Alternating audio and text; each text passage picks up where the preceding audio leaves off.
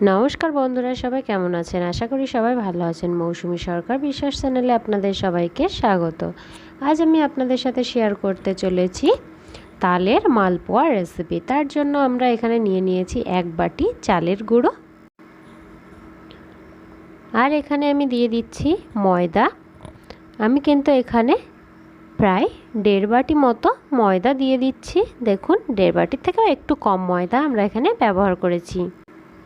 আমি কিন্তু সমস্ত উপকরণ একটা বাটিতেই নিয়ে নিচ্ছি। আর এখানে দেখুন, সুজিটা কিন্তু আমরা হাফ বাটির থেকেও কম সুজি এখানে ব্যবহার করেছি। আপনারা চাইলে কিন্তু এর পরিমাণটা একটু বাড়িয়ে কমিয়ে নিতে পারেন। এবার আমরা এর মধ্যে দিয়ে দিচ্ছি পরিমাণ মতো চিনি, আর দিয়ে দিচ্ছি লবণ। আমি কিন্তু এখানে একদম অল্প পরিমাণে চিনি দিয়েছি। আর এখানে দিয়ে দিচ্ছি 1 বাটি দুধ। এখানে আমি কিন্তু গরুর দুধ ব্যবহার করেছি। আর এখানে দিয়ে দিচ্ছি সামান্য পরিমাণে তাল। তালটাকে কিন্তু আমি জাল করে নিয়েছি। এবার সমস্ত উপকরণকে একসাথে ভালো করে আমরা মেখে নেব। ভিডিওটা ভালো লাগলে লাইক, শেয়ার, কমেন্ট করতে কিন্তু ভুলবেন না। আপনি যদি আমার চ্যানেলে নতুন হয়ে থাকেন, পরবর্তী ভিডিওর নোটিফিকেশান সবার আগে পেতে চ্যানেলটিকে অবশ্যই সাবস্ক্রাইব করে রাখবেন। পাশে থাকা বেল আইকনটি অন করে অল নোটিফিকেশান অন করে রাখবেন।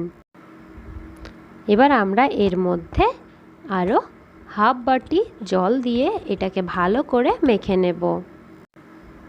আমি কিন্তু এখানে আবারও একটু জল দিয়ে ভালো করে মেখে নিয়েছি। দেখুন, আমি কিন্তু 2 বাটি জল দিয়ে এটা ভালো করে মেখে নিয়েছি।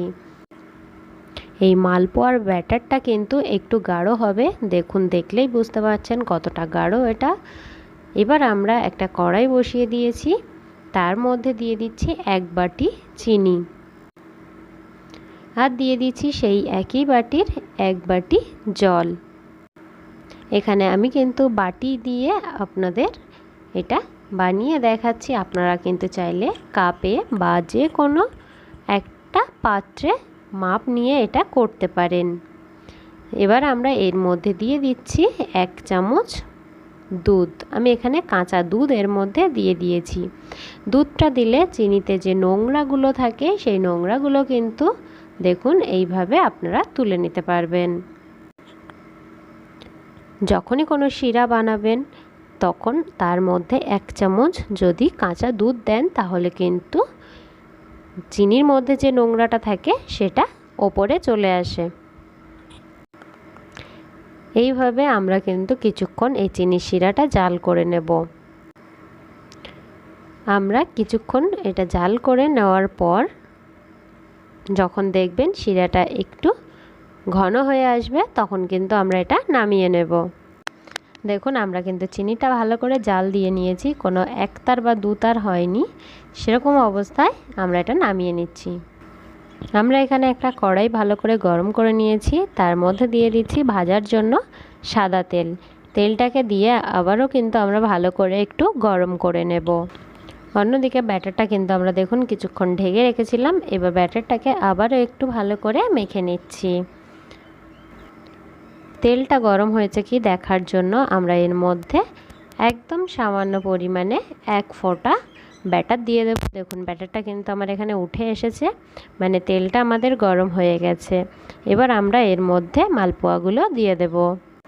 আমি এখানে একটা বাটিতে করে দিচ্ছি, আপনারা চাইলে হাতায় করেও দিতে পারেন।